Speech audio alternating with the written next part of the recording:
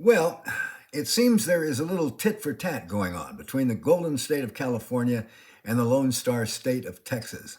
And it spells out the dilemma for Democrats and independents who stand, in my opinion, for good government, and the Republicans who believe in win at all costs tactics. The reason is actually pretty obvious. Democrats know that if the rules are fair, we can win because there are more of us than there are of them. The Republicans know that too, and that's why they want to make voting as hard as possible and employ gerrymandering as one of their tactics to get more seats in Congress. According to a survey analysis by the Brennan Center of Justice, if not for gerrymandering, Democrats would be in control of the House as we speak. Well, that brings us to today. Texas is a bright red state with a 38-member congressional delegation. 25 of those seats are Republican, only 13 are Democrats. Donald Trump wants to change that in his favor. He's urging Texas Governor Greg Abbott to lead a gerrymandering effort in his state and pick up 4 or 5 seats that now vote Democratic to switch to Republican. With such a razor thin Republican majority in the House, picking up those seats could make all the difference. Well, we can do that too, according to our governor. Here's his thinking: 52 congressional seats in California. That's the most of any state. Of those 52, 43 belong to Democrats, 9 to Republicans. So Gavin Newsom says this. He says, "Hey, Greg, two can play that game."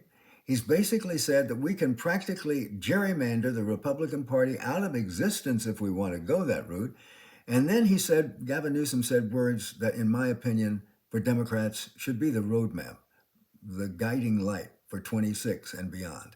He said, quote, "They're playing a different set of rules, playing by a different set of rules," referring to Republicans, of course.